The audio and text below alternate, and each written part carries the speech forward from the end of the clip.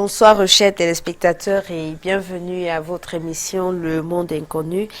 Il est déjà 23 heures et vous êtes sur votre chaîne Canal 2. Alors, pour votre plaisir, une fois de plus, nous sommes là pour notre édification, mais aussi pour la vôtre. Et comme d'habitude, je suis accompagnée du professeur Emmanuel Lipote, à qui je vais laisser le soin de nous dire de quoi il est question ce soir. Bonsoir, professeur. Bonsoir Laura Gatt, bonsoir à tous les téléspectateurs de Canal 2 International. Ce soir, nous allons parler d'initiation à l'art d'être mère, parce que nous le faisons pourquoi du moins en prélude de la journée internationale de la femme, qui sera dans quelques jours, c'est le 8.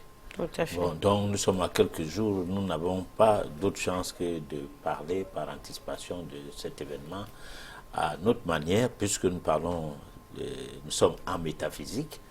Alors, essayons de voir quelle est la place de la femme dans ces chapitres précis, et quelle est la métaphysique, quoi. D'accord, donc vous l'aviez compris, les dames, vous êtes servies.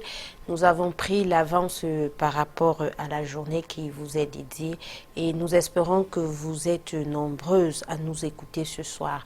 Alors nous allons passer 90 minutes ensemble, bien entendu, avec votre chronique qui va se faire en deux parties, mais vous auriez également une réflexion que nous vous proposons ce soir. Bien sûr, vous avez la possibilité de participer à votre émission en nous envoyant les messages via les numéros qui s'affichent sur le bas de votre petit écran. Alors si vous êtes bien installé, nous allons quitter, le train va quitter la gare et le prochain arrêt, c'est la chronique, la première partie de ce soir.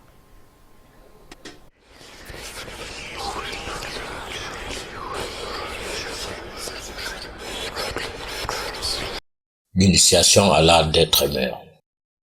Nous sommes au 3e millénaire. En quelque sorte, c'est la croisée des chemins entre une période dominée par l'anarchisme et la recherche de recalage de monde pour qu'il y ait plus d'impérialisme.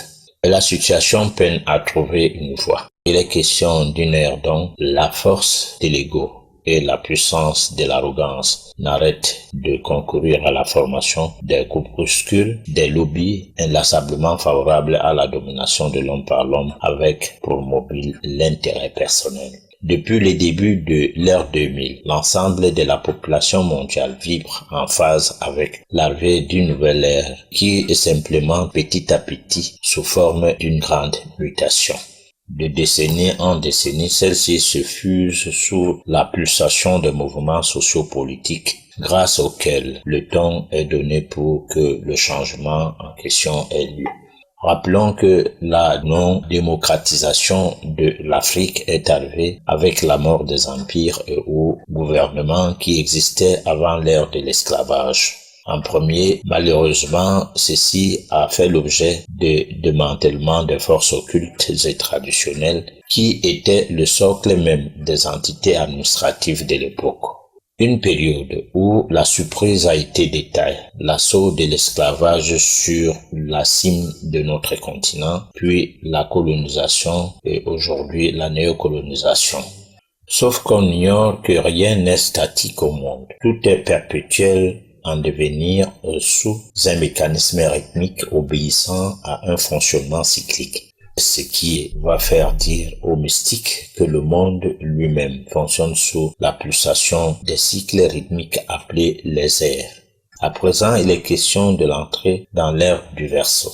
Paul Lecourt, dans son ouvrage ésotérique pour parler de l'ère du Verseau, passe par l'ère de Bélier qui, selon lui, aurait commencé en 2160 avant Jésus. Il précise que l'ère des Poissons est arrivée avec la naissance de Jésus-Christ, tandis que l'ère de Verseau serait censée débuter en 2160.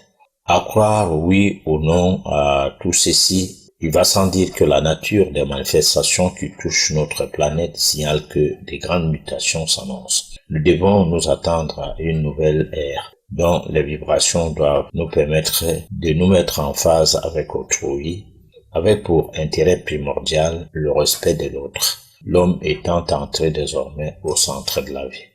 Dès lors, les pratiques tant occultes que spirituelles cesseront d'être par essence conservatrices, ce qui va créer l'intuition et le développement des qualités subtiles, l'amour, la lumière, voire le développement des nouvelles connaissances à partir de celles jusqu'ici cachées ou occultées. Le but final étant la naissance d'une langue mondiale, une seule monnaie mondiale, un seul tribunal mondial équitable pour tous, sans exception. L'objectif premier étant aussi la mise en place d'un seul gouvernement mondial œuvrant pour faire régner l'équité et l'unicité pour tous les habitants de la planète. Alors, professeur, nous sommes de retour sur notre plateau du monde inconnu. Vous nous parliez de l'évolution du monde, mais l'évolution du monde, vous aviez fait allusion à plusieurs ères dans votre chronique. Moi, j'aimerais bien qu'on revienne sur chacune de ces ères pour les différencier. Qu'est-ce qui est ère de poisson, ère de bélier, et quelles sont les différences qu'on a entre ces différentes coupures? Bon, alors, disons que le monde, le signe de zodiaque va dans le sens, on peut bien dire, des aiguilles de la montre. Les airs font l'inverse. On part de bélier à poisson, de poisson à verseau. Alors que naturellement, quand on parle de bélier, on parle de bélier à taureau et taureau gémeaux. Bon, ici, on recule. Alors, l'ère de bélier, c'est longtemps avant l'ère qui a été attribuée à Jésus. Alors, Jésus est de l'ère de l'eau, d'où des poissons. Et là, ici, on va vivre une période où tout ce qui a de l'eau représente des grandes connaissances, et c'est pour cette raison que Jésus lui-même, parmi ses apôtres, il avait certains qui sortaient des pêcheurs de poissons. On fait allusion aussi à Pierre, qui avait été la pierre angulaire de sa mission, c'est-à-dire l'équipe qu'il avait formée, l'équipe de ses apôtres. Alors, sans s'appesantir sur l'historicité de cette partie de la croyance que l'homme a adoptée, mais sans que cela ne soit forcément métaphysique, et dans le sens du commun des mortels. Alors, nous parlons des ères en fait en fonction de changements, et qui sont des changements cycliques qui subissent un rythme, mais sauf que dans la durée, il faut beaucoup d'années. On pense qu'il faut 300 et poussières d'années, et d'autres pensent que c'est 3000 et poussières d'années, d'aucuns pensent que c'est 2160. Et ça, c'est des chiffres qui sont comme ça, pas arrêtés, mais réalisés en fonction de changements qui sont ainsi remarqués. Alors, donc, nous savons que l'homme est appelé à évoluer, et que l'évolution de l'homme sur la planète Terre correspond à ce qui est de son développement personnel, c'est-à-dire le fait que ses pouvoirs à l'état latent puissent atteindre un niveau de l'amener à s'élever pour qu'il devienne divin, afin d'intégrer la source. C'est ce qui est important. Alors, ces développements, nous pensons que c'est établi sur les faits. Les faits qui sont, d'un côté, ça ramène les gens à croire en Dieu, donc à créer des mouvements à l'égard d'une certaine croyance créationniste, ou alors à créer des mouvements à l'égard d'une croyance révolutionniste. Alors ça prend, chacun prend un couloir, et le couloir qui nous intéresse, nous autres, c'est le couloir de l'évolution de l'homme. Parce que le créationnisme rend l'homme statique, fait en sorte qu'on a l'impression que l'homme naît, meurt et attend le dernier jugement. Cette impression est bonne parce que ça raccourcit le fait de se mettre dans la logique de faire moins de péchés, puisque tu en as pour une vie et après on te juge. Bon, sauf que lorsque nous sommes dans ces registres créationnistes, ça entraîne à se poser des questions, les mêmes que les apôtres de Jésus lui posa en son temps, lorsque un enfant, et ils étaient devant un bébé presque qui avait été en même temps bossé, en même temps borné, dont il a une double infirmité, mais il vient à peine de naître. Et là maintenant, on demande à Jésus de savoir, celui-là, il a eu tout cela comme peine pour avoir péché quand. Alors, il répond que la loi de Dieu s'accomplit en lui. Donc, on a un chemin à franchir. On est, mais avant de naître, d'où venons-nous? Et maintenant, nous sommes donnés. Pourquoi sommes-nous là? Qu'est-ce que nous faisons là? Hein? Qu'est-ce qui nous amène à être là? Et puis maintenant, après un temps, nous sommes appelés à mourir. Alors, nous mourrons pour aller où? Donc, toutes ces questions doivent être répondues par l'individu lui-même. Ce n'est pas quelqu'un qui doit répondre à ces questions à la place, à ta place. Chacun doit se poser ces questions et au cours de sa vie se mettre dans la logique de trouver des réponses à cette question. C'est pourquoi peut-être que ce serait pas utile de s'appesantir sur la connaissance des changements en matière globale, donc parlant des airs, mais nous devons parler de ces airs-là pour dire que le monde change. Le monde change, le monde n'est pas statique, le monde change, sauf que ces changements sont comme les flux et les reflux, comme les marées hautes et les marées basses de la mer. C'est que ce qui était hier, n'existant pas aujourd'hui, peut revenir demain. Alors, avec en phase un plan, un cycle, un rythme, une évolution. Voilà.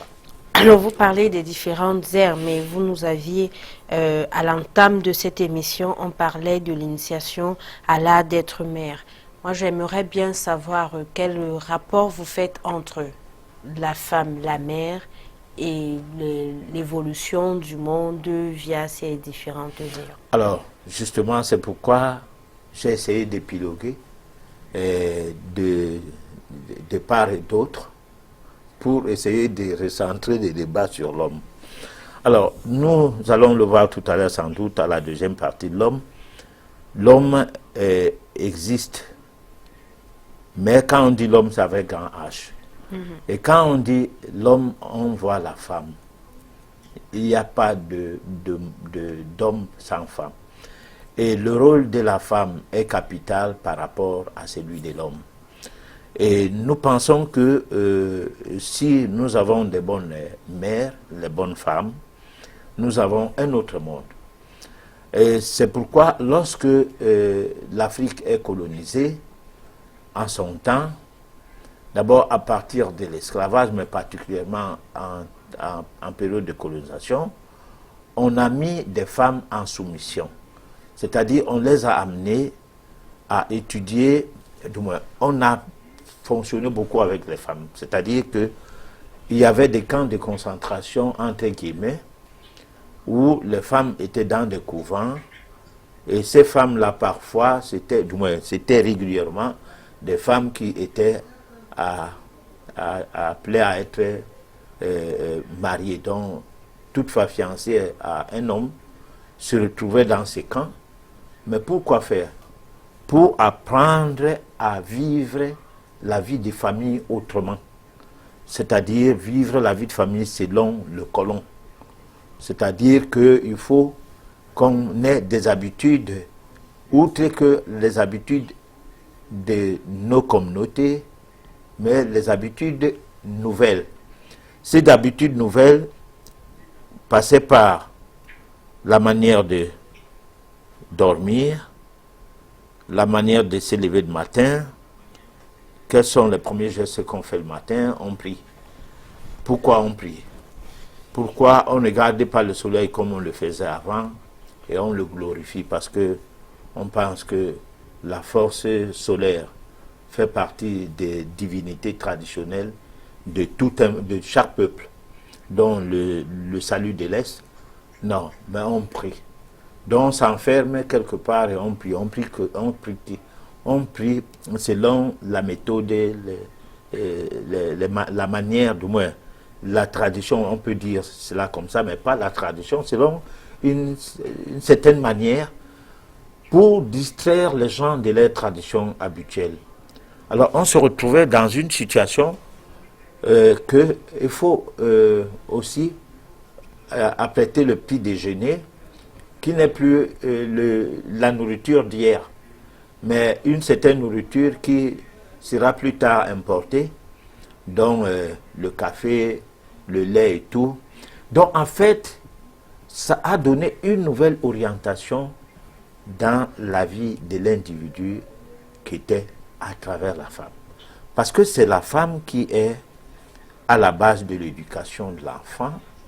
Et pour détourner un peuple de leur tradition, il faut plutôt le faire à partir des femmes qui vont donner naissance aux enfants et qui vont les interdire de faire les choses qu'on leur a dit que ce n'était pas bien, malgré que ces choses sont les choses de leur tradition, les choses de leur coutume, les choses de leur communauté. Alors, comme ça, on a créé donc une nouvelle société. Et cela est valable presque dans le monde entier, mais particulièrement en Afrique. Alors, maintenant, l'art d'être une mère dans une société où les gens qui viennent vers vous amènent à la limitation des naissances, vous amènent à un certain nombre d'interdictions, vous amènent à une nouvelle manière de vivre en société. Le communautarisme n'est plus nécessaire. Alors, on se retrouve donc que la mère qui était hier l'être noir, la femme noire, ne l'est plus aujourd'hui. Alors, ça a déraciné complètement la femme de ces mœurs antiques vers des mœurs hybrides. Donc, on a aujourd'hui une nouvelle société des femmes qui ne dit pas son nom. Et là, il faut réinitier la femme noire aujourd'hui à l'art de devenir mère. Parce que, en fait, ici, nous ne parlons pas de la mère qui concerne forcément celle qui fait le bébé, mais la mère de l'humanité. C'est-à-dire une mère au sens le plus large du terme. Voilà. Alors, pardon, professeur, tout à l'heure, vous aviez dit que la mère hier n'est plus celle d'aujourd'hui. Je crois qu'on pourrait... En fait, qui était la mère hier? Comment était-elle? Et après, aujourd'hui, qui est-elle? Alors, la mère d'hier, c'était une femme qui, ailleurs, on pense qu'elle subissait tout. Mais non, mais qui avait une cœur de maman, qui avait la compassion, la tolérance, et qui avait, du moins, toutes les vertus nécessaires pour rassembler autour d'elle un monde. Alors, on rencontre certaines de ces femmes aujourd'hui qui, sans procréer, a plein d'enfants chez elles. Par exemple, je vais un peu dans un sens terre à terre, que cette femme-là, tu ne peux pas savoir que d'abord, ce n'est pas ses enfants. Et de deux, elle vit sans préférence par rapport au partage. Alors, on rencontre également, au jour d'aujourd'hui, quelques rares femmes qui sont restées, même ayant ses propres enfants, dans un environnement pluridimensionnel, c'est-à-dire des membres de la famille qui, parce que ayant la capacité de contenir un grand nombre de gens, peut se retrouver avec beaucoup d'enfants et se mettre avec ses enfants sans pouvoir distinguer qui de ses enfants est son enfant ou sont ses enfants. Alors, c'est ce genre de mères qui existaient avant. Alors, les mères d'aujourd'hui sont sur un plan, d'abord, prenons le sens de la procréation, elles s'occupent plus d'elles-mêmes, de leur toilette, de leur, disons, des aspects qui sont strictement liés à leur vie. donc des aspects égoïstes, qu'à vouloir aller dans le sens de se priver de certains avantages de la vie. Toutefois, elle peut bien être au-dessus de certaines situations, telles que contenir son mari, par exemple, pour celles qui sont mariées. Aussi, il y a aujourd'hui la limitation des naissances qui va dans tous les sens, parce qu'il y a un sens objectif et un sens subjectif. Dans le sens objectif, on a l'impression que on fait des enfants et ces enfants-là représentent une charge. Mais dans le sens subjectif, on sait que chaque enfant est une entité qui vient avec son patrimoine de biens, son patrimoine évolutif et son patrimoine tel que ceux des enfants qui naissent pour avoir des biens matériels à la base même de leur naissance, c'est-à-dire du yaourt, de tout ce qu'on peut avoir l'impression que c'est ça qui serait bien pour l'enfant. Ces enfants, quand bien même les parents sont en chômage, dès qu'ils naissent, le chômage finit dans ce foyer. Alors donc, nous trouvons donc pas des raisons, en fait, de voir en la mère une personne qui met son dévolu sur le matériel, qui ne voit les choses que sur le plan matériel, qui voit que son évolution, qui ne voit que son corps, qui ne voit que sa vie, et dans un milieu où elle est la matrice qui reçoit et qui donne en même temps.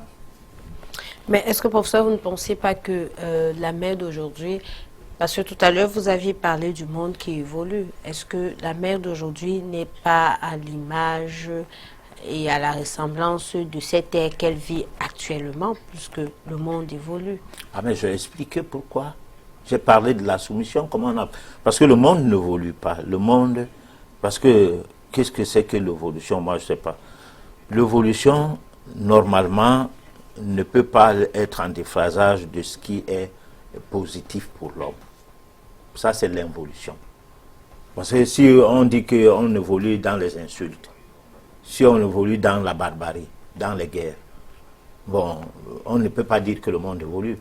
Le monde évoluerait normalement si la convivialité, l'esprit de famille, le respect de l'autre et tout prend de l'ampleur. Là, alors, le monde évolue. Parce que moi, je ne pense pas que si, par exemple, quelqu'un évolue en mal, c'est qu'il évolue. Alors, c'est pourquoi j'ai commencé mon speech tout à l'heure dans le sens à décrier comment la femme africaine en est arrivée là.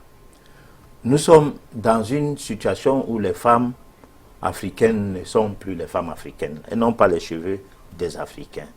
Ailleurs, les femmes blanches n'ont pas les cheveux des femmes noires. Même si elles veulent tresser la tête, ça ne marche pas. Bon, les femmes africaines n'ont pas les ongles des Africaines, n'ont pas les yeux des Africaines, elles n'ont rien des Africains. Alors maintenant, c'est quelle évolution? L'évolution n'est pas la fausse mentalité. L'évolution n'est pas le monde qui évolue, qu'on copie tout à l'envers. L'évolution devrait être quelque chose qui amène l'homme à prouver que son identité n'est pas perdue. L'évolution devrait être quelque chose qui ferait à ce que la femme noire soit aussi imitée par les femmes des autres continents, dont les femmes des autres couleurs de la peau. Alors, parce que la race humaine semble privilégier les couleurs de la peau aujourd'hui, surtout le côté des Noirs. Quand bien même ailleurs, on admire la peau noire, les Noirs se sous-estiment. Résultat, ce n'est pas l'évolution. Voilà, à mon avis. Parce que moi, je suis sur le plan métaphysique, moi je pense que l'évolution d'un homme, c'est lorsqu'il arrive au seuil où il est affranchi de tous les cancans d'embrigadement qui font en sorte que son âme n'arrive pas à s'exploser. D'accord, on va proposer à nos téléspectateurs la deuxième partie de la chronique et on revient juste après pour savoir ce qu'est la femme et la mère en métaphysique et ce qu'il y a lieu de faire pour revenir sûrement à de nouvelles, en fait, pas de nouvelles méthodes, mais pour redevenir la femme et la mère que nous devions être. Le troisième millénaire appartient-il à la femme? Un nouveau monde où la femme va reprendre sa place dominante grâce à sa nature sacrée. Elle devra rechercher métaphysiquement comment prendre conscience de son être sublime par rapport à la dimension de ses forces féminines qui jusqu'ici sont restées endormies. Car elle doit savoir qu'avec ces millénaires, ses forces se préparent à s'exploser. Nous attirons l'attention de la femme africaine à cela, pour qu'elle soit au premier chef présente à ces grands rendez-vous, pour lui jouer un rôle primordial. Sa mission doit être lucide pour l'autoconscientisation, en conscientisant dans le même temps ses consoeurs d'une part et d'autre part en acceptant d'aider les hommes de son continent à mériter positivement leur entrée dans la nouvelle ère sociale. Il ne s'agit pas d'une simple prise de conscience, mais de chercher par tous les moyens de faire partie de ce grand rendez-vous initiatique et messianique qui est ouvert à tous depuis l'annonce de l'événement de l'ère du Verseau. Malheureusement, la montée de l'esclavage technologique versé dans la diversité ne cesse de voiler la possibilité de voir la piste qui conduit dans ce sanctuaire initiatique qui attend tout le monde, mais particulièrement les femmes. Il s'agit d'un art, l'art de vivre, une manière d'exister, de s'assumer après avoir pu se rendre compte de ce qu'est sa mission sur la terre, étant convaincu que la vie est faite pour ceux qui ont le cœur pur au travers de la connaissance pure. Elle n'est surtout pas nécessaire à ceux qui mettent toute leur existence au service de l'acquisition des biens matériels de la terre et ou qui accumulent des trésors en argent et autres par tous les moyens, pire encore pour ceux qui pensent que la vie est un combat. Au cours de cet échange, il y a une phrase, la domination de la femme grâce à sa nature sacrée. Celle-ci sera effective au cours de ces millénaires. Les métaphysiciens, en parlant de la femme de cette manière, estiment que son rôle sera encore plus prédominant. Mais sinon, il s'agit de quel genre de femme? Femme symbole, femme extraterrestre, ou alors n'importe quelle femme. Disons qu'il s'agit d'une femme préparée initiatiquement car ce n'est pas toute femme qui peut donner naissance à un personnage de la taille mystique de Jésus, de Oumniobé ou de Gandhi, etc. Résultat, il faut que celle-ci sache s'y prendre à travers une longue préparation initiatique et mystique afin de mettre son âme à la dimension subliminale. C'est vrai que la préparation d'une naissance ne saurait être une affaire de la femme seule, mais du couple. Cependant, le rôle de la femme étant sacré, d'où la nécessité de la voir s'inscrire à l'initiation de l'art d'être mère, une maman, sous le prisme de ce que c'est dit communément que ce que veut la femme, l'homme veut. L'homme le veut. Vous y croyez, professeur? Oui, il faut voir dans les chambres à coucher ce qui se passe dans la nuit. Le jour, on a les coups de poing, mais la nuit, on est faible. Voilà. Bon, mais ça, c'est... Bon, revenons à notre sujet de ce soir, professeur. La femme, la mère, en métaphysique, elle devrait être quoi? Ou alors, elle est quoi?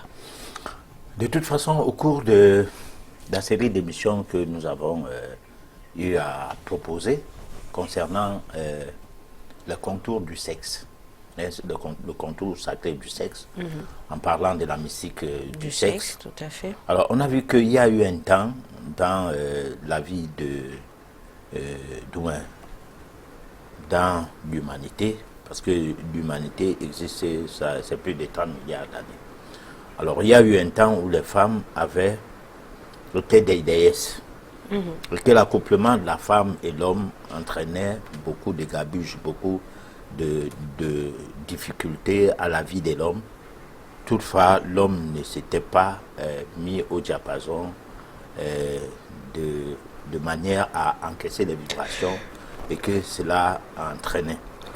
Ça ressemblait un peu à ce qu'on nous dit que l'anophèle femelle, toutefois accouplée du mâle, le moustique, meurt. Alors, donc, les anophèles femelles vivent longtemps par rapport au mâle. Alors, donc, il fallait que l'homme puisse contenir la femme. Un travail a été fait à démanteler cette énergie ou bien cette force. Et ça a affaibli la femme et la femme est devenue une créature faible, telle qu'on la répute aujourd'hui. Alors, ça a marché comme ça parce que la femme aussi croit qu'elle est une créature faible malgré qu'elle ne l'est pas. Bon, maintenant, nous sommes en train d'entrer dans un millénaire où, avec l'ère du Verseau qui s'annonce, la femme reprendra le poil de bête, c'est-à-dire va reprendre sa dimension de femme qui doit gérer le monde. Parce que, en fait, on dit derrière un grand homme se cache une grande femme. Le tout n'est pas de vouloir jouer le premier, du moins d'être vu au premier plan. Mais le tout, c'est d'amener à ce que ton mari fasse ce que tu veux. Pour les femmes sages, ça passe facilement. C'est des femmes qui ne sont pas très intelligentes de ce côté-là, qui, malgré qu'elles soient mariées, bon, se comportent comme si c'est elle qui a le dernier mot dans la famille ou bien dans ses ménages, même en public. C'est-à-dire que quand il faut prendre position sur un dossier, même un dossier de la grande famille, c'est elle qu'on voit qui vient se présenter devant les gens et parler à la place de son mari. Alors, deux fois, ça frustre l'entendement. On se dit, bon, on sait que tu commandes ton mari, mais tu ne nous commandes pas. Alors, donc, c'est cette femme qui existe sous la couverture de l'homme et qui, en fait, ne l'est que par un fait qui est la femme de demain et qui, petit à petit, va prendre le monde en main. Parce que il n'y a pas de monde sans femme. Jusqu'ici, malgré que au jour d'aujourd'hui, dans notre monde, on considère la femme comme une créature faible. On lui donne le poste de gestion du gérant de la cité que à peine. Bon, donc pour qu'il y ait un président de la République femme, c'est tout un problème. Les raisons sont peut-être multiples parce que quand une femme est ministre, elle ne coûte plus son mari. Quand elle est députée pour elle-même, elle se fout de son mari. Alors que quand son mari est député, c'est ses idées qui aident son mari à l'hémicycle pour résoudre un certain nombre de problèmes lors des réunions qui campent et dont on dit souvent la nuit porte bonheur. On va voir ces problèmes demain, laissons passer la journée. Et là, chaque homme retourne chez lui, expliquer ce qui s'est passé à son épouse, et les épouses apportent de leur intuition, pour ne pas dire de leur savoir, leur pierre à l'édifice qui est la construction d'une nation à travers leurs maris qui sont ainsi rassemblés dans un mécanisme législatif, par exemple. Donc, la femme a un rôle. Mais ce rôle va encore prendre de la dimension parce que ce rôle ira au-delà de simples idées à donner, mais à apporter une pesanteur vibratoire de par sa nature et de par les énergies qu'elle dégage. Voilà. Mais professeur, vous dites elle a un rôle porter les énergies vibratoires de par sa nature. Et en même temps, vous nous dites que actuellement, la femme d'aujourd'hui est loin de ce qu'elle devrait être. Alors, comment est-ce qu'on va arriver à faire en sorte que demain, demain qu'elle redevienne d'abord celle qu'elle a été hier, et ensuite qu'elle puisse porter cette fonction-là. Alors, c'est compliqué d'expliquer les choses, mais comment les marées hautes peuvent trimballer tous les déchets de la mer jusqu'aux rives? C'est un mécanisme vibratoire qui part sur du fait qu'il y a des choses que nous voulions ou pas doivent exister. Ça veut dire quoi? Ça veut dire qu'il y a un courant. J'ai parlé du rythme, j'ai parlé du cycle. Dans la chronique, il y a un courant qui est en train de fonctionner.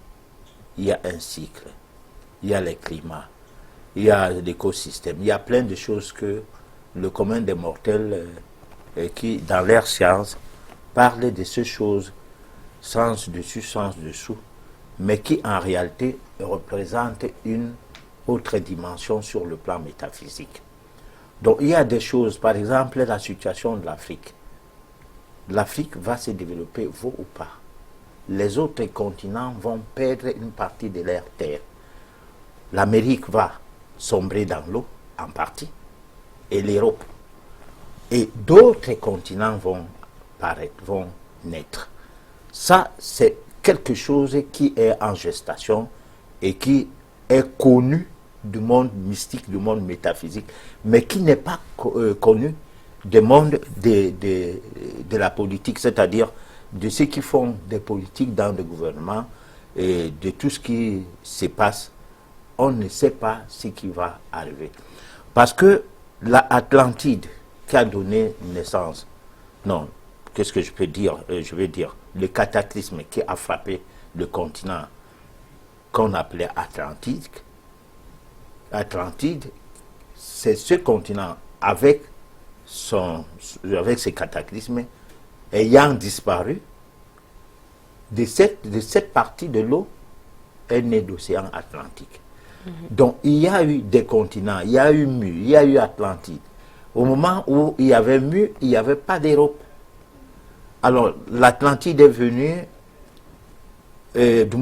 a subi un cataclysme, le démantèlement du savoir qu'il y avait, mais qui était versé dans l'excessif, dans l'arrogance et tout, comme nous avons aujourd'hui l'hégémonie européenne, l'Occident dont il est question, ça c'est le règne à rien. Dans cette hégémonie, il y a beaucoup d'arrogance, beaucoup de va en guerre contre le diable, on n'apprend pas Dieu aux êtres humains, va en guerre contre la maladie, on n'apprend pas la santé aux êtres humains pour qu'ils ne soient pas à la solde des industriels qui vendent des médicaments et qui ne les soignent pas, qui les intoxiquent pour avoir le plus de clients encore, va en guerre contre le savoir avec des écoles où le diplôme veut dire on vous a dit quelque chose, redites-nous ça et on vous donne un papier. Et là, si vous dites autre chose par rapport à ce qu'on vous a dit, on ne vous donne pas un papier, donc vous n'êtes pas les diplômés. Donc c'est un genre de contrôle des intelligences. Donc c'est toujours une manière d'aller en guerre contre l'intelligence des gens, et puis va en guerre contre une démocratie, où alors les gens font des politiques de conservation sous le label de la charte de l'impérialisme. Alors on est en déphasage total. Il faut qu'à un moment donné, comme il y a le flux, qu'il y ait le reflux, donc tout va changer à un moment donné. Comme par un coup de baguette magique, et la femme sera au centre de ce changement. Voilà. Mais professeur, tout à l'heure, vous nous avez dit que il s'agissait, ou alors il s'agit d'une femme préparée initiatiquement. C'est-à-dire que ce n'est pas la femme lambda, c'est une femme, mais qui est préparée d'avance. Alors, à ce que je sache actuellement, c'est dans aucun programme scolaire, c'est dans aucune formation. En tout cas, ça n'existe pas actuellement, cette formation, cette préparation dont vous faites allusion. D'où ma question encore. Comment on va arriver à cela? Y aura-t-il, peut-être dès l'année prochaine, je sais pas, des formations faisant dans le genre, ou alors qu'est-ce qui sera à l'origine de ce changement-là? Bon, alors, on ne peut pas... Lorsque on demanda à Jésus, moi je ne parle pas de Jésus comme Messie, dans le sens chrétien, mais comme un métaphysicien, on lui demanda à quand viendra le royaume des dieux, des cieux. Alors, dans les traditions anciennes, celles qui ont été faites avant 1950, il disait le royaume des cieux ne serait quelque chose de nature à dire que voilà ça ici, voilà ça là-bas, ça monte, ça vient de haut ou du bas. Mais c'est au-dedans de vous. Bon, alors dans les nouvelles traditions qui arrivent après 1950, on écrit au milieu de vous. Comme pour dire, c'est lui le royaume de Dieu, lui Jésus. Mais il disait au-dedans de vous. C'est au-dedans de la femme que naîtra cette femme-là. Donc les femmes vont prendre conscience. Parce que là maintenant, elles ont pris conscience qu'elles peuvent avoir les cheveux de blanc. Elles ont pris conscience qu'elles peuvent se maquiller. Elles ne se maquillaient pas avant. Bon, le maquillage a commencé avec des images à la télé. On maquille une personne pour que l'image soit belle. Mais les gens ont adopté ça. C'est devenu un problème qu'on ne sort pas de chez soi sans se maquiller. Bon, alors, il y aura donc un temps où on va prendre conscience de Dieu qui est au-dedans de nous. Et cette prise de conscience, pour l'homme, n'a pas beaucoup de valeur que pour la femme. Parce que ce qu'il y a de vrai, c'est que les femmes ne sont pas distraites quand elles prennent un chemin. L'homme prend un chemin, un pied dedans, un pied dehors. Donc, il est le genre qui pagaie 2 pirogues à la fois. Alors que la femme reste dans une pirogue, elle y reste. Alors, le jour que la femme va prendre conscience de sa dimension divine, une femme, 2 femmes, 3 femmes, parce que là maintenant, nous avons des femmes qui sont pasteurs, apôtres, ceci. Ça, c'est la mouvance qui va tuer le christianisme. Parce que trop de chiens gâtent la chasse. Le christianisme est en train de mourir de sa belle mort, de par son émiettement. Donc, ça, n'attendons pas, ça ne va pas aller loin. Alors, le mal qu'il y avait pour la femme d'être prêtre, pasteur et tout, les femmes ont bravé ces mal. Parce que quand tu règles, tu es impur, quand ceci, quand cela, donc la femme n'avait pas le droit d'être dans ce milieu. Mais ce mal est arrivé lorsque il a été question que le premier apôtre de Jésus soit Marie Magdalena. Que Rome a dit non, pas ici. Comment une femme peut être? Et comme c'est Rome qui avait finalement colonisé le christianisme primitif. Parce que le christianisme romain, c'est un christianisme qui a lutté contre Jésus. Bon, et qui, après s'être accaparé du message de Jésus, le véhiculer dans le monde entier. C'est pourquoi les adventistes de 7e jour, sans publicité, pensent qu'ils ont le vrai christianisme, ainsi que les témoins de Jéhovah, parce qu'ils pensent qu'ils ne sont pas sous le label de Rome. Et que les protestants, les catholiques et tout ça là, c'est Rome. Donc c'est un christianisme qui aurait combattu Jésus. Alors maintenant, est-ce que Jésus était le Fils de Dieu dès son vivant? Alors c'est une autre question qu'il faille répondre quand on fait des recherches. Alors c'est pour dire quoi? C'est pour dire, en répondant à ta question, que la femme de grâce a une nature sacrée. Si en plus de cela, la distraction qu'on a mis à sa portée, qui l'amène à voir que les films de jouissance, de divertissement, de Congo-ça, se transforme en une femme qui s'intéresse un peu à ce qui va dans le sens de toucher son être intérieur, le Dieu qui est au-dedans de lui, le royaume des cieux qui est au-dedans d'elle, je vais dire. Alors, à partir de là, l'humanité va changer. Parce que c'est la femme qui nous tient. C'est la femme par qui l'enfant a une éducation. Et cet enfant est un garçon, cet enfant est une fille. Bon. Alors, tant que les femmes n'ont pas encore... Parce que quand on a mis beaucoup de femmes dans l'église, alors, tout a été gagné. Maintenant, il faut sortir toutes ces femmes-là de l'église, les amener maintenant en métaphysique, leur donner des cours de métaphysique, qu'elle s'initie, tout va changer du jour au lendemain. Pour le peu qu'on aura la possibilité de le faire. Parce que ici, comme c'est du va-en-guerre, c'est des choses faciles, parce que les voies minutieuses de la connaissance sont difficiles à adopter. C'est facile d'imiter les mauvaises choses, mais c'est difficile de pratiquer des choses qui sont bonnes. Alors, dans la dépravation spirituelle, tout le monde peut y aller. Rester là, commencer à prier toute la nuit, prier du n'importe quoi et tout, fermer les yeux, ouvrir les yeux, en pensant comment demain, on va escroquer un homme ici et là, ou bien par ici ou par là.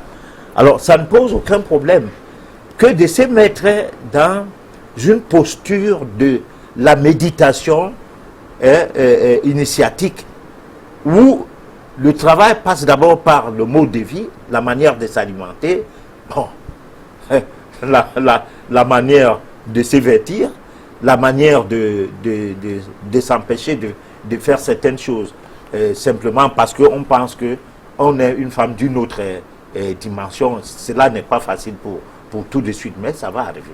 Voilà. D'accord. Alors, professeur, moi j'aimerais savoir, tout à l'heure vous faisiez allusion, vous aviez fait allusion à 2 reprises à la limitation des naissances. Voilà, j'y arrive. Alors, dites-nous, en métaphysique, c'est reconnu, si je peux utiliser le terme, ou alors c'est quelque chose qui n'existe pas dans ce monde-là? Bon, alors les religieux disent allez multiplier, vous remplissez la terre. Hein? Je ne sais pas, c'est les chrétiens qui disent ça. La limitation de naissance vient donc faire quoi là-bas?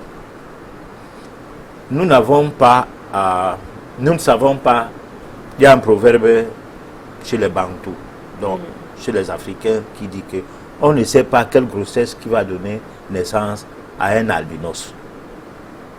Bon, ici, l'albinos stigmatise la grandeur. Hein?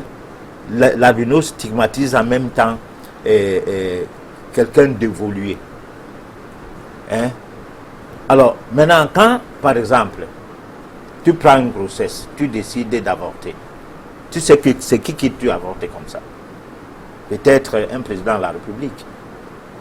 Peut-être l'argent que tu aimes trop là.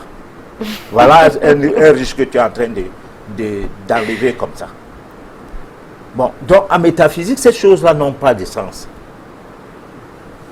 Ou tu ne prends pas de grossesse, ou tu prends la grossesse, c'est tout. Pourquoi tu fais l'amour si tu ne veux pas prendre la grossesse? Si tu veux prendre la grossesse, attends-toi qu'en posant cet acte, que le bébé naisse. Et que tu assumes. Il n'y a jamais eu un enfant qui naît dans les conditions d'amour du couple, qui ait des problèmes dans la vie. Il n'y en a pas. De un. De deux, les enfants qui naissent dans le couple pleins d'inimitié et qui ne partagent pas cette inimitié meurent quelque temps après. À l'hôpital, même quand l'enfant naît, le père vient à la rencontre du bébé qu'il est, en face de son épouse.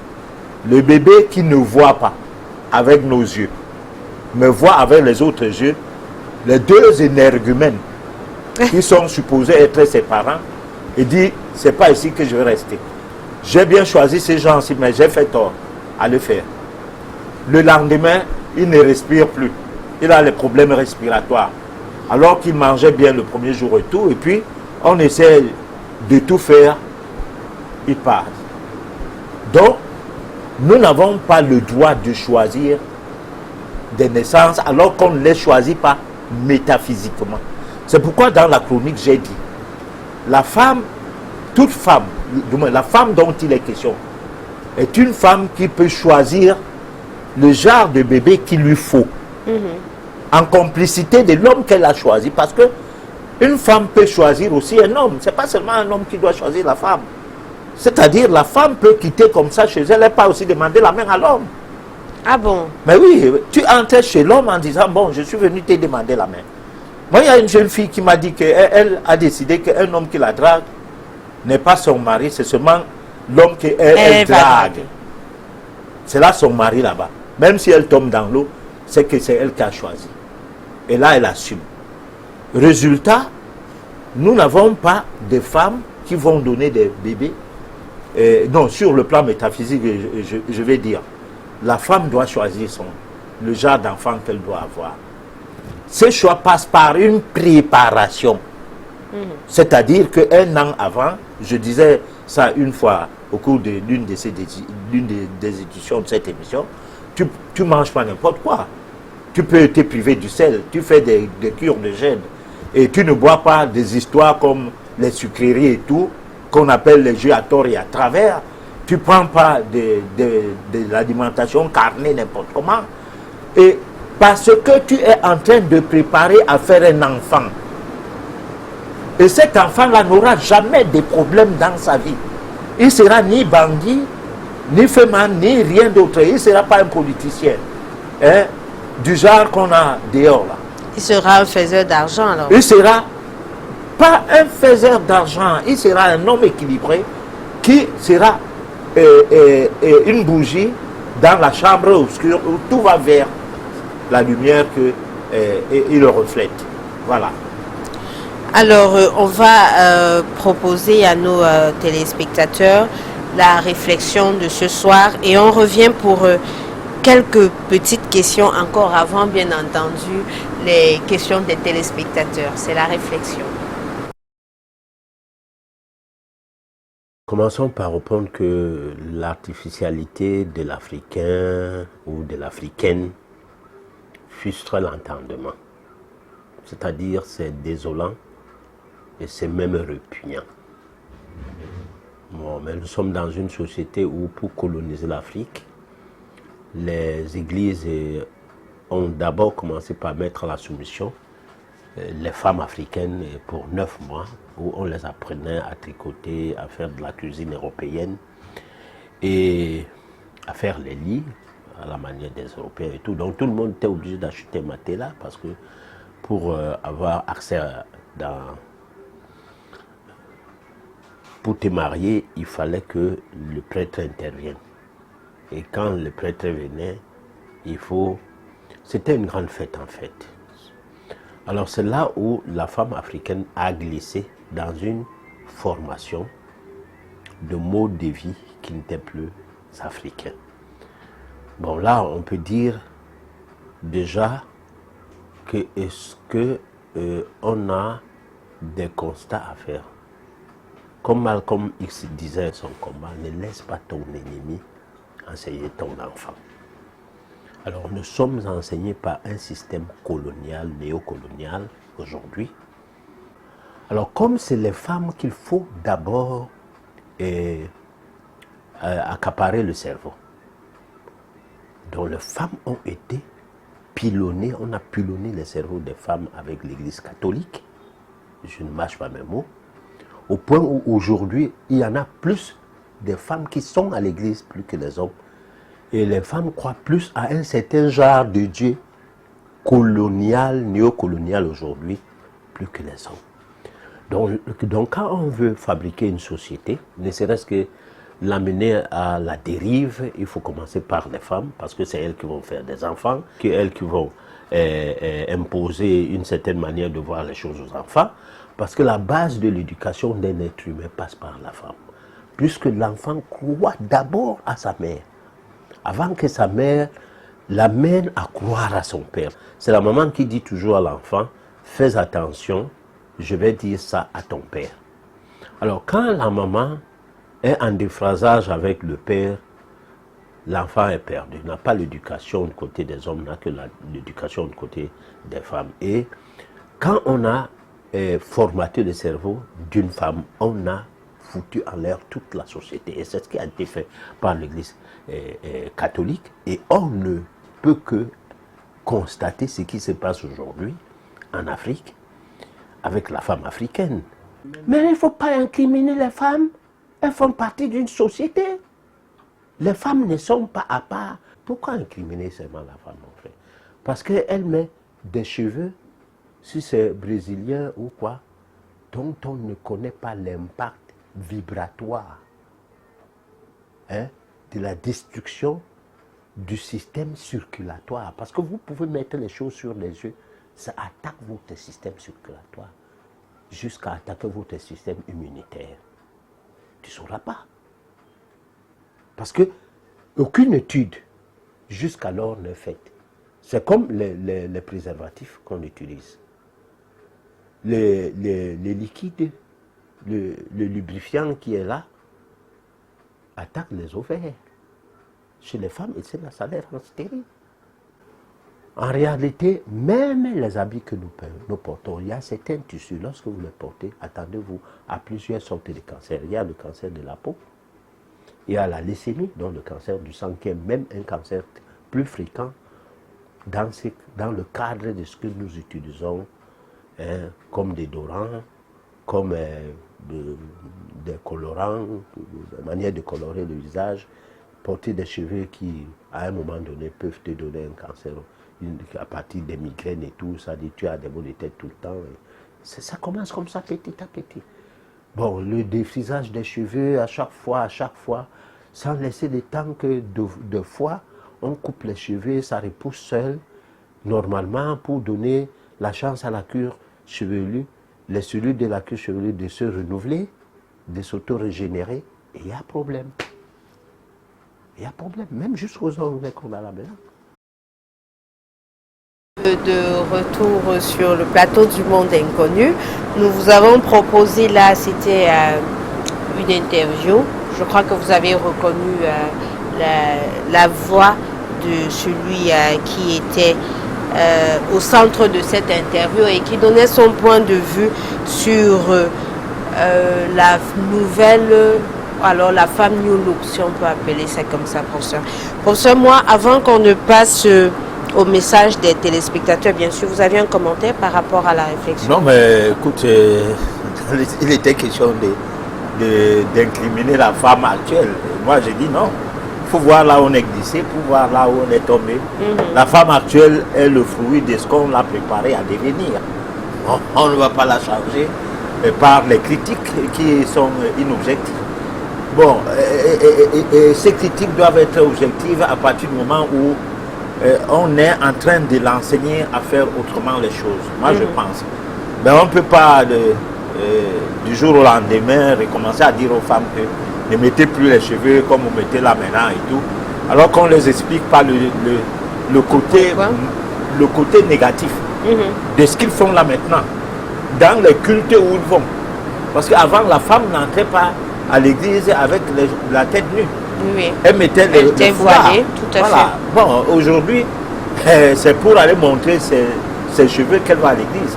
Sinon, si elle n'a pas bien fait ses cheveux, elle ne va même pas à l'église le jour-là, le dimanche-là. Bon, alors, donc, il y a plein de choses qu'il faut aujourd'hui partir à la base. C'est les gens qui ont la morale à donner aux femmes, c'est elles-mêmes qui ont rendu la femme dépravée. Alors, la dépravation part de ces milieux. Qu'est-ce que vous en voulez?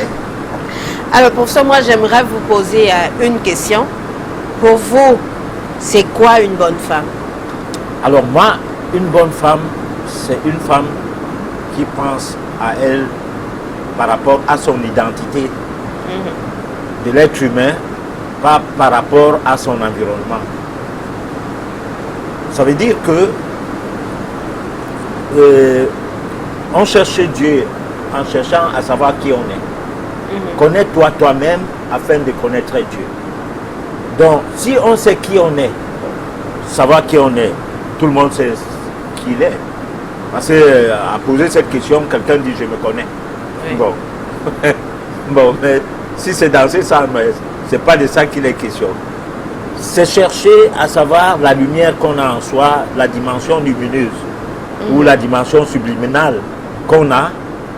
C'est ce qui peut faire que tu peux gérer un homme dans le sens à l'amener à ne plus faire certaines choses.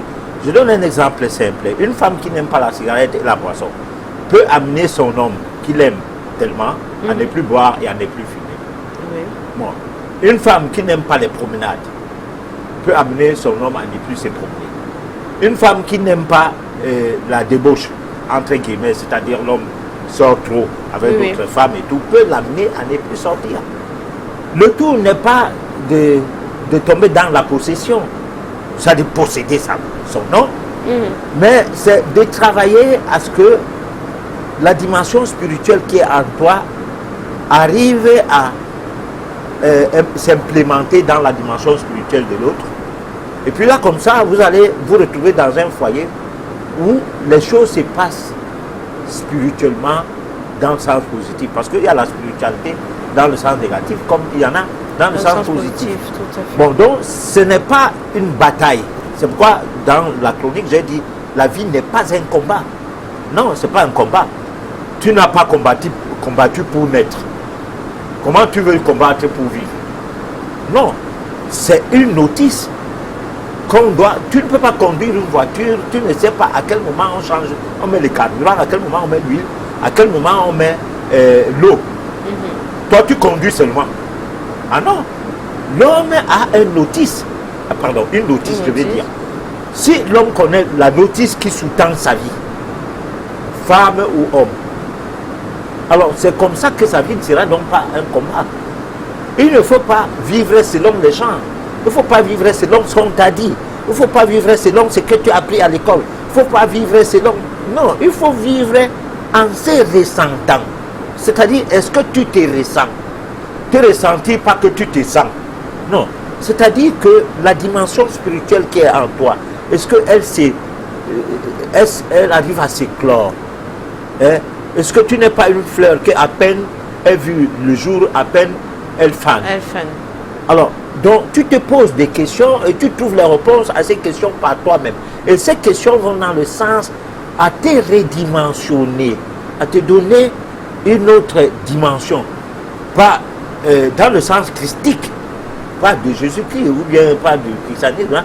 C'est-à-dire l'état christique qui est en soi, le développement des forces à l'état latent, des pouvoirs qu'on a en soi, on va vers ces pouvoirs. C'est ces pouvoirs-là qu'on utilise maintenant pour servir de lumière où on est. Voilà. Parce que en fait, nous vivons dans l'obscurité. Ça, il faut le reconnaître. Nous avons les yeux, nous ne voyons rien. Nous avons des oreilles, on n'entend point. On a tout, mais on n'a rien. Parce que la perception... Moi, je suis souvent les débats à la télé où les gens disent que la sorcellerie n'existe pas. Pendant ces temps, moi, je vois que la personne même est ensorcelée à dire des choses comme ça. Voilà. Mais professeur, à la suite de tout ce que vous nous aviez dit, est-ce que vous pensez que on pourrait arriver à se ressentir comme ça? Est-ce qu'on n'a pas besoin d'un guide, d'un maître, bref, d'être peut-être conduit, quelqu'un qui nous tient par la main pour nous montrer que voilà le chemin à suivre pour arriver à ce niveau, à ressentir, à vivre selon ce qu'on est réellement, c'est-à-dire éveiller sa divinité et vivre selon le potentiel qu'on a reçu lors de notre venue dans ce monde. En réalité, quand le disciple est prêt, le maître se présente. Il y a des écoles initiatiques de diverses natures. Et il y a des cours de métaphysique. Alors, pendant que nous parlons au cours de ces émissions, il y en a des gens qui, parce qu'ils sont prêts, se pointent à nous hors antenne pour demander comment faire pour m'initier. Ces gens-là, on les guide. Bon, que leur initiation commence tout de suite ou que ça commence plus tard, c'est des gens qui sont préparés à être initiés. Donc, ce n'est pas une histoire de publicité que venez par-ci la bonne sauce, la race viagère. Non, c'est une histoire individuelle.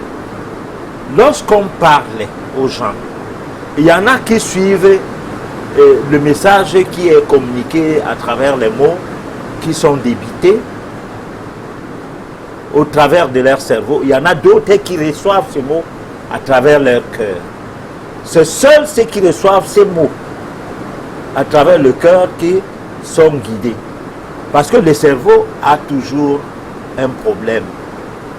Ce problème, c'est que un homme formaté ne sera jamais autre chose que quelqu'un qu'on a mis dans une caisse et on a enfermé. Alors, vous allez beau parler des bonnes choses, ça n'entre pas. Il n'entre que les choses dont il a l'habitude d'entendre ou d'écouter. Des choses qui lui ont été pourvues depuis l'enfance ou dans son milieu scolaire. La métaphysique est initiatique et la métaphysique a des coachs. Ça c'est vrai, mais la métaphysique commence d'abord par soi. Le besoin de savoir qui on est finit par déboucher à le besoin de savoir qui doit vous guider. Et ça, vous ne tombez pas à côté parce que chacun a son guide quelque part. Voilà. D'accord. Alors, on va prendre vos questions et on va y répondre. C'est l'heure du SOS téléspectateur.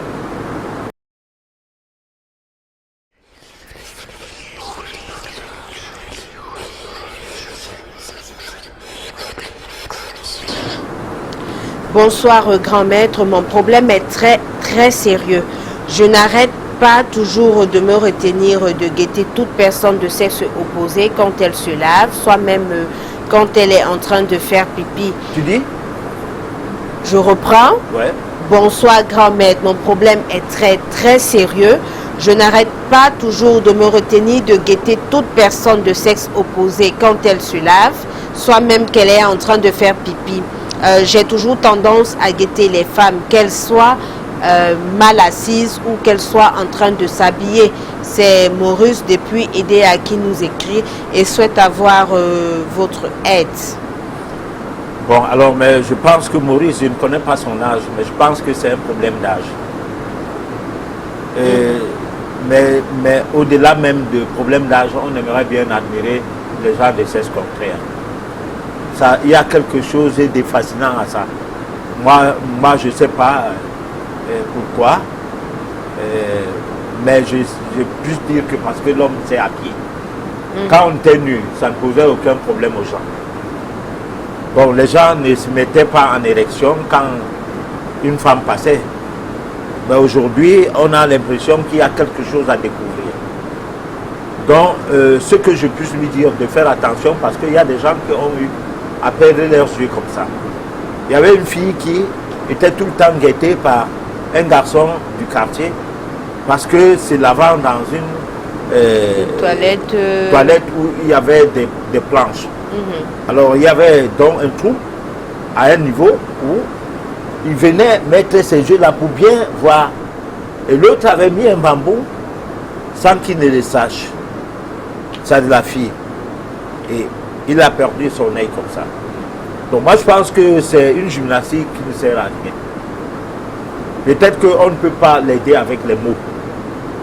Mais on peut quand même lui dire que ça ne sert à rien. Ce qui est vrai, même quand tu te maries, tu auras tout besoin de regarder les femmes ailleurs. Hein? Tu auras beau voir d'ailleurs ta femme, tu vas t'habituer à elle, qu'elle se déshabille ou pas, ça ne te dit plus rien. Tu auras plutôt besoin de voir une autre fille, une autre femme, une autre maman, ainsi de suite.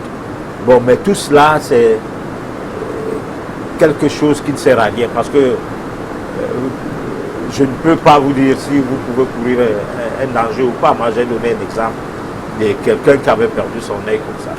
D'accord. Alors, bonsoir. Quel est le rôle d'une bonne mère? C'est Richard Alain Mengue qui nous écrit depuis Biteng. Alors, le rôle d'une bonne mère, c'est la femme. Ce n'est pas la chose. Parce qu'il y a des femmes qui ne sont pas des femmes, qui sont des objets. Mais la femme a des attributs. C'est derrière ces attributs-là se cache la bonne mère. Lorsque on parle la mère bonne, ou alors comment je vais dire. Bon, alors derrière ces attributs, c'est des vertus. Ça ne veut pas dire qu'elle n'a pas de défauts. Non, elle a les défauts. Mais c'est des vertus humanisantes. Hein, qui appellent à ce que cette femme-là soit la mère.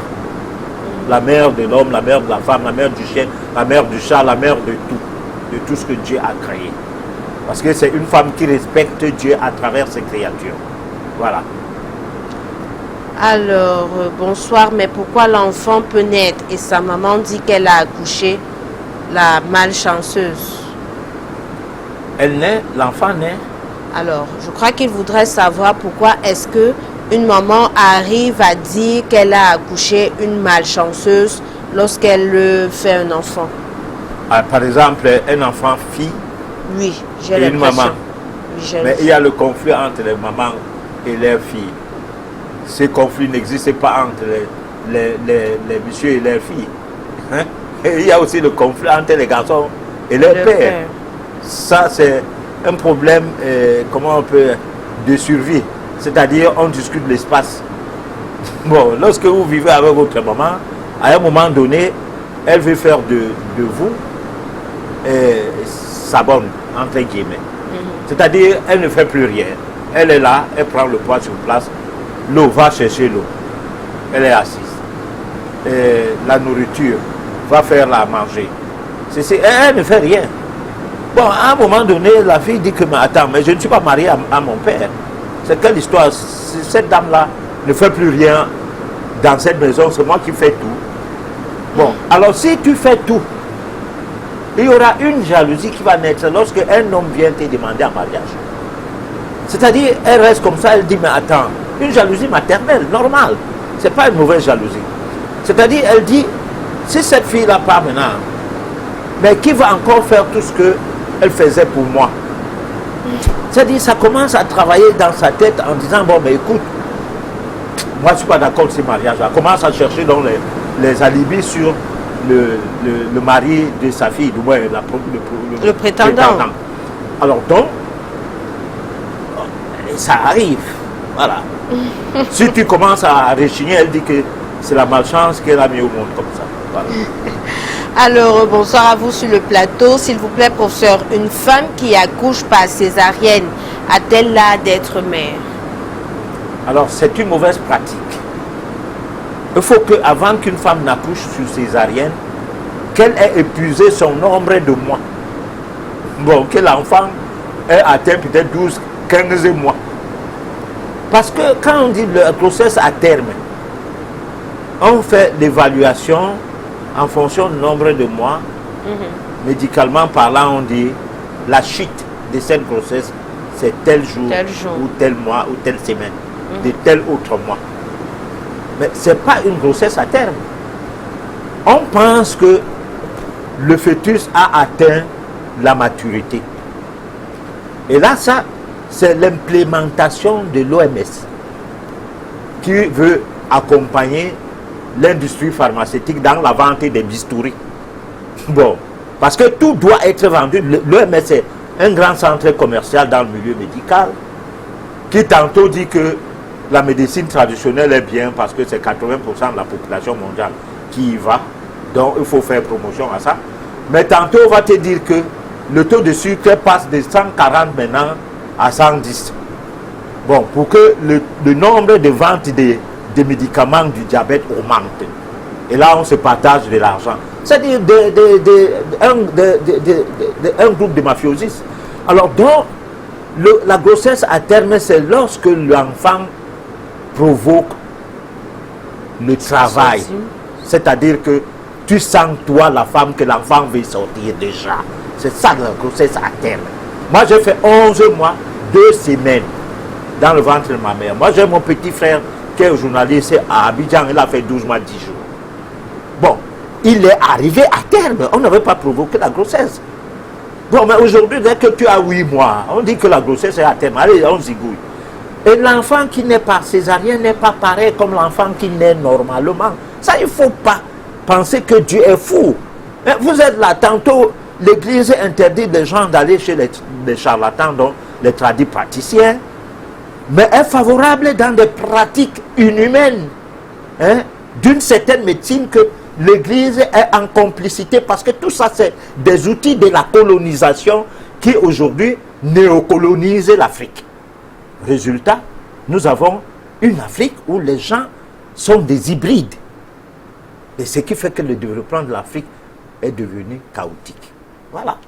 Est-ce que ça change le fait que cette femme-là, qui a peut-être été opérer, soit une mère dans tout le sens du terme? Alors, je ne sais pas, ça peut changer quelque chose quelque part en termes de vibrations qui ne seront pas ressenties.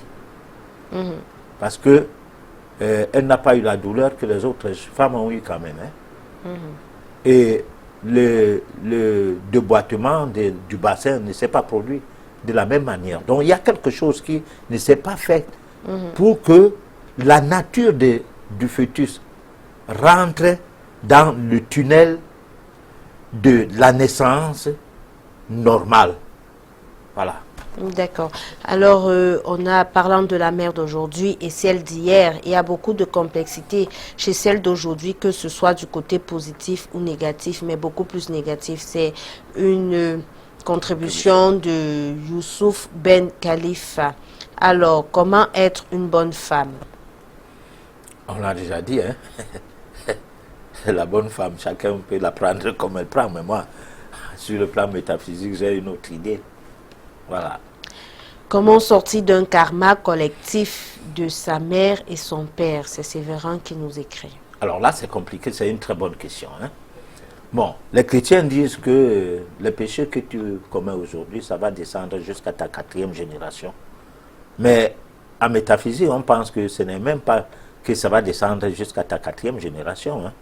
C'est tes péchés, parce que c'est toi qui vas les payer jusqu'à la 4e vie. Oui. Alors maintenant, qui s'y ressemble, s'assemble. Dans une même maison, les gens du même karma se rencontrent et subissent les mêmes sanctions, les mêmes sanctions. Voilà. Ou bien alors, peut-être pas les sanctions, parce qu'il n'y a pas que le mauvais karma, il y a aussi le bon karma. Alors, donc les mêmes récompenses. Il y a aussi le karma collectif. Vous prenez une voiture ensemble, hein, partant d'une destination à l'autre. Arrivé à mi-chemin, tout le monde meurt. Tout le monde meurt. Ou alors certaines personnes ne meurent pas. Mais ces personnes qui ne sont pas mortes avaient une leçon à apprendre dans ce milieu. Mais les autres avaient un karma collectif. Quelqu'un ne meurt pas la mort de quelqu'un. Mais pourquoi mourir dans une même voiture et un même jour? Voilà. Bon, donc, vous partagez quelque chose en commun.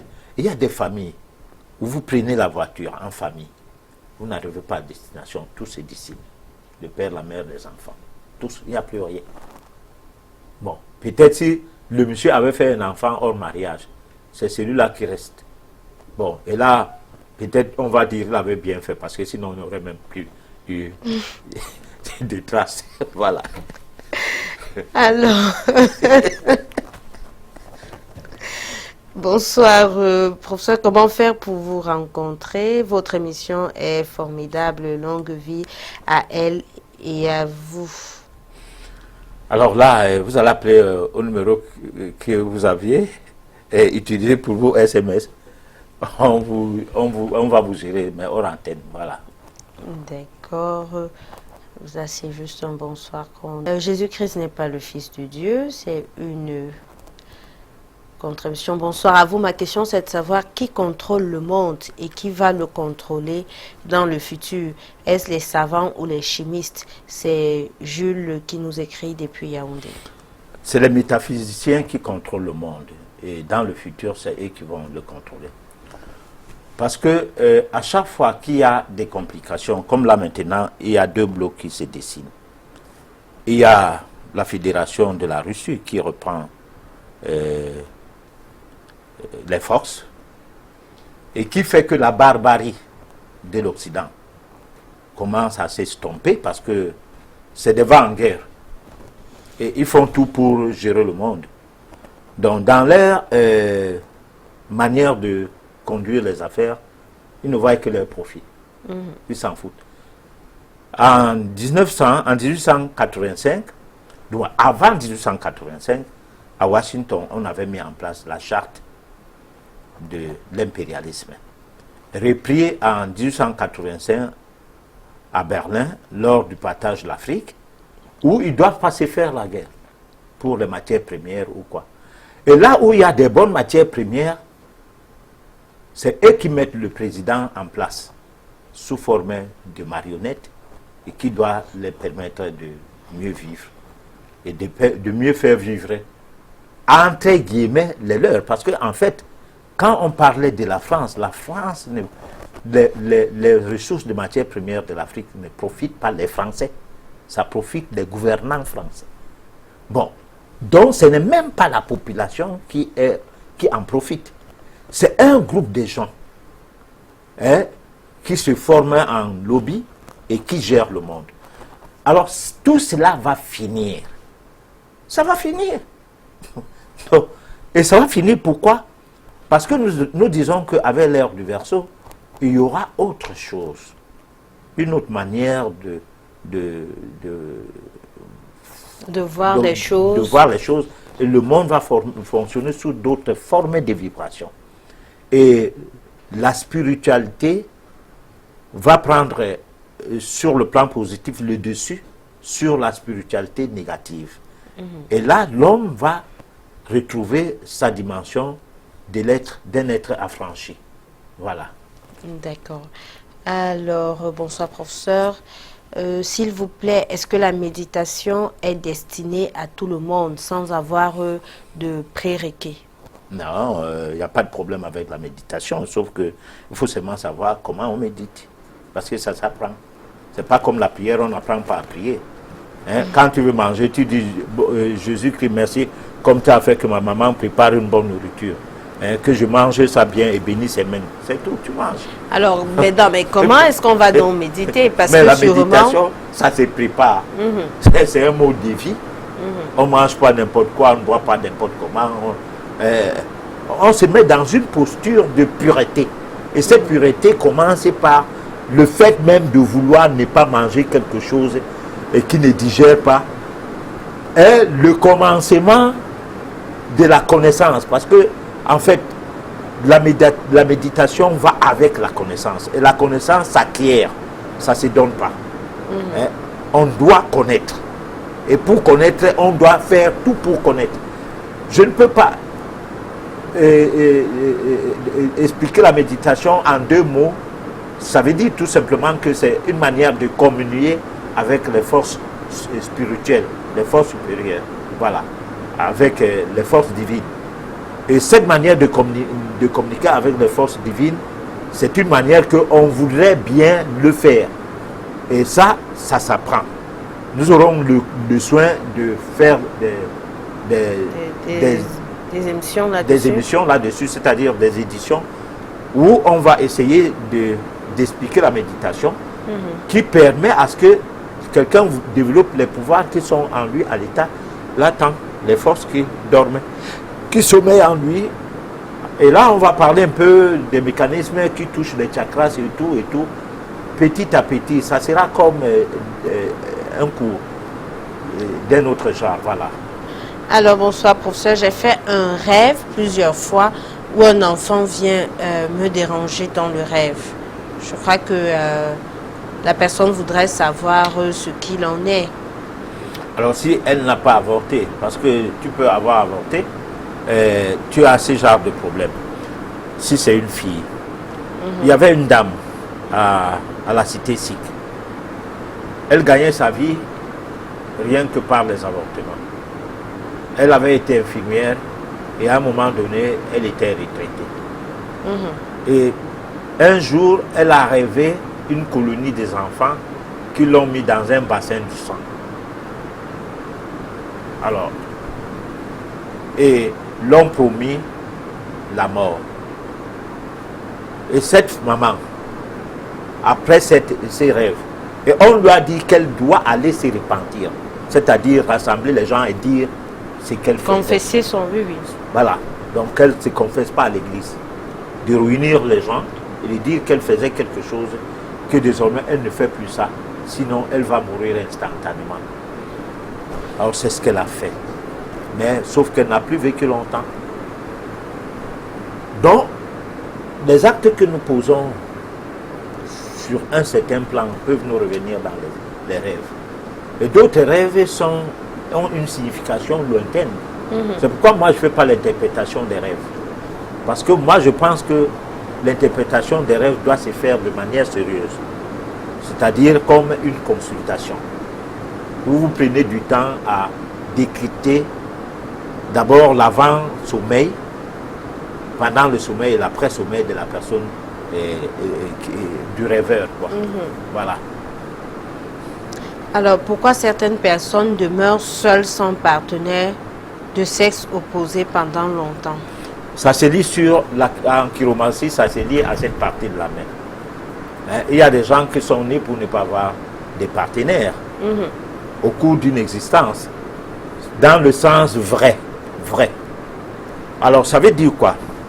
Ça veut dire qu'un homme de mon âge peut être sans partenaire simplement parce que toutes les femmes que tu rencontres, l'affinité est médiocre. Lorsque vous prenez le nom de la femme, sa date de naissance, vos coordonnées également, la première année de rencontre, vous calculez, vous voyez que ce n'est pas votre femme. Et ça se passe comme ça. Vous ne tombez jamais sur une femme qui accepte même coucher une nuit avec vous, alors que vos affinités sont bonnes. Dès que tu calcules, l'affinité est bien, mais dès que tu commences à lui dire que, bon, écoute, il faut que nous soyons amis et tout, et tu dis, bon, on va voir ça. Et l'amitié, là, se termine que nous sommes amis, un point, un trait, mais le reste, on n'est pas dans ça. Donc, ça veut dire que ce qui aurait été ta femme, celle qui aurait été ta femme, je vais dire, ne le sont donc pas, et tu es avec celles qui ne sont pas tes femmes, et puis ça fonctionne comme ça jusqu'à la mort. Voilà. Alors, comment, professeur, bonsoir professeur, comment se souvenir de ses rêves? Alors là, c'est l'apprentissage à l'art de rêver, c'est une autre paire de manches, voilà. D'accord, nous sommes arrivés déjà au terme de notre émission. Un dernier mot pour conclure? Alors le dernier mot, c'est que on a court-circuité les gens qui nous attendaient avec une histoire de femme pour clôturer le contour sacré du sexe. Aujourd'hui, nous, on est venu avec la femme au pluriel. Pluriel, parce que là, nous parlons vraiment de la femme dans sa dimension plurielle. Alors, nous pensons revenir à la prochaine fois, parce qu'aujourd'hui, on aurait dû faire un débat qu'on appelle quand même les femmes. Hein? Qu'elles voudraient nous dire à quoi elles servent même dans la vie. Parce que souvent, on a l'impression que quand on a un débat, c'est « Oh, j'ai le doctorat, je suis agrégé de ceci. » C'est la femme moderne. Mais il faudrait bien que la femme nous dise en tant qu'être humain, en tant qu'entité, elle représente quoi dans la vie, de par sa bouche. Je ne sais pas, peut-être qu'il va falloir organiser un petit truc comme ça, et puis nous, on écoute aussi la femme là. Comme ça, je m'assieds à côté et j'écoute. Voilà, je ne sais pas si on aura l'occasion d'avoir les femmes, on le fera. Dans tous les cas, je crois que le message est passé et peut-être elles vont se faire voir, celles qui voudront bien. Oui, si on nous appelle, qu'on veut participer à l'émission de lundi et de mardi prochain, alors on va essayer de discuter avec les femmes un peu. Parce que nous, on a parlé, moi j'ai parlé à leur place. Il faut qu'elles parlent elles-mêmes aussi de ce que spirituellement, divinement et tout, elles aimeraient bien être. Voilà. D'accord. Alors, nous sommes arrivés déjà au terme de notre émission. Nous avions été ravis de vous connaître nombreux à nous écouter. Nous nous donnons rendez-vous mardi prochain lorsqu'il sera 23h sur votre chaîne Canal 2. D'ici là, portez-vous bien. Et surtout, n'oubliez pas que vous aviez la possibilité par rapport à l'appel que le professeur venait de faire, peut-être en semaine, des messages ou bien des appels, et on verra comment est-ce qu'on pourra organiser une émission du genre. Je vous souhaite de passer une excellente soirée et à mardi prochain.